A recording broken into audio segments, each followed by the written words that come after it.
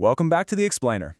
So here we are in session 7, and today we're going on this really fascinating journey to unlock true English fluency. And you know what the secret is? It's honestly not just about mastering your grammar or, memorizing huge lists of vocabulary.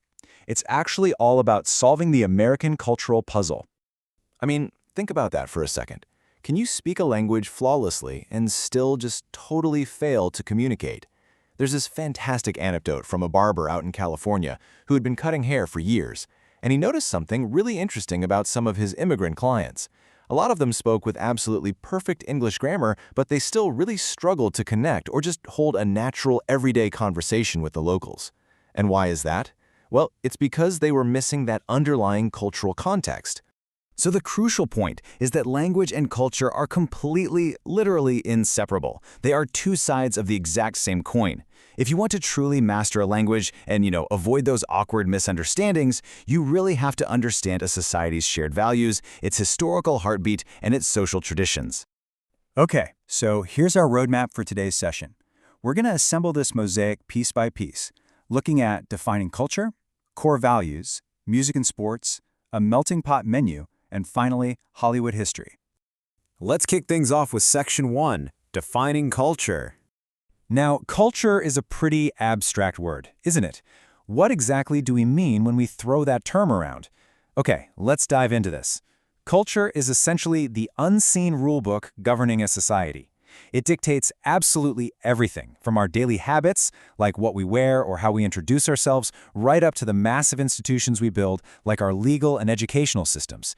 It's basically the collective standard of what's appropriate and what's not, passed down from generation to generation. Think of it like a giant puzzle made of these really specific interlocking pieces. You've got your communication style, your standard of etiquette, social roles, beliefs, daily rituals, they all just fit together. And even in a massive, diverse melting pot built on immigration like the United States, all these shared norms eventually crystallize to create this overarching national identity. Moving right along to Section 2, Core Values. Shifting from that high-level, abstract definition, let's look at some tangible, everyday values. Right at the absolute heart of the American mindset is this fierce individualism. The idea is that your success is determined by you and you alone. Hard work, self-reliance, entrepreneurship, these are prized above almost everything else. And this fuels what we all know as the American dream. It's that deeply held belief that through your own independent effort, you can achieve financial stability, upward mobility, and ultimately build a better life than the generations before you. And this brilliantly illustrates a really fascinating contrast in American social norms. On the one hand, verbally, there's the surprisingly strict structure of respect, right? Using formal titles like Mr. or Miss with a last name, or throwing out a sir or ma'am when meeting someone new. But non-verbally, the physical body language is incredibly casual and open. Americans tend to stand tall, they make direct eye contact, and they smile a lot at total strangers in public, which honestly can be a bit of a culture shock if you aren't used to it.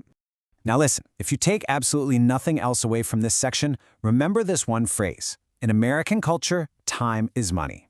Seriously, if you're walking into an American business meeting or a university classroom, you absolutely must be strictly punctual. Efficiency and speed are so highly prized, and being late without some kind of phenomenal excuse, that is strongly frowned upon. All right, let's jump right into Section 3, Music and Sports. Let's look at the cultural pastimes where these individualistic values are just so vibrantly expressed. And we've got to start with jazz, often called America's classical music.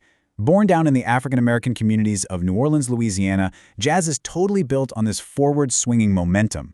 I mean, just imagine the upbeat, toe-tapping rhythm and the brilliant, spontaneous improvisation of legends like Louis Armstrong. It's literally a musical conversation.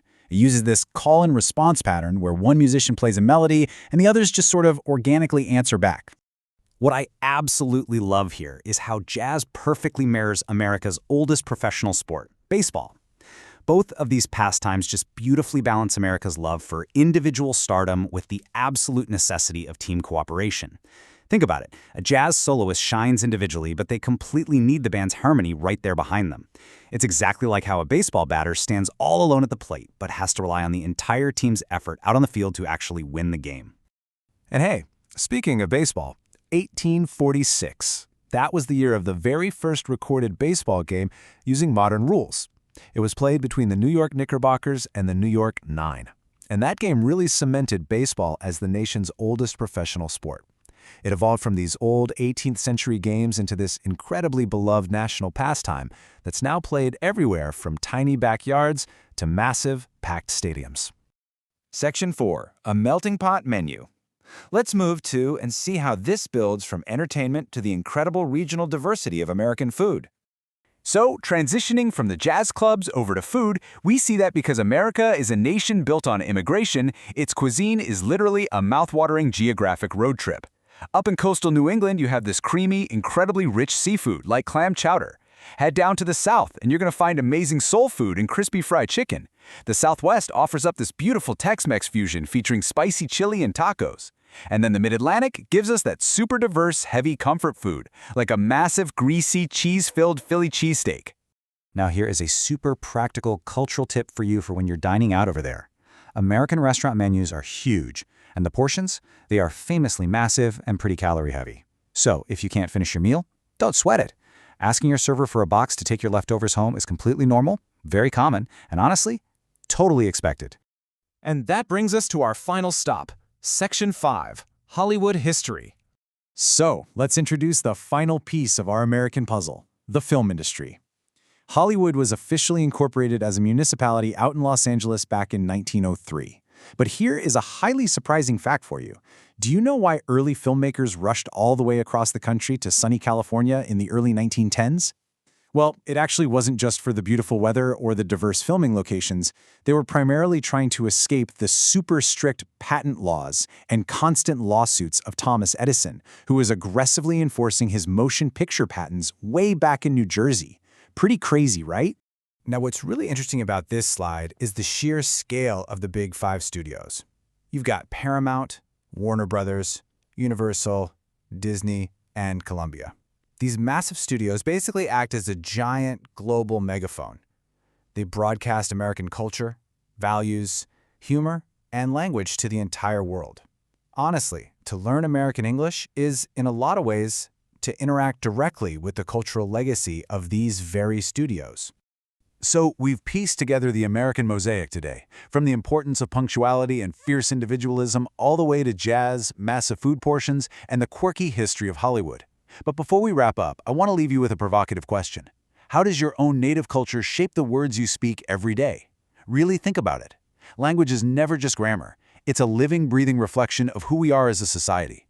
Thanks so much for joining me on this explainer, and keep looking for those hidden connections in your daily life.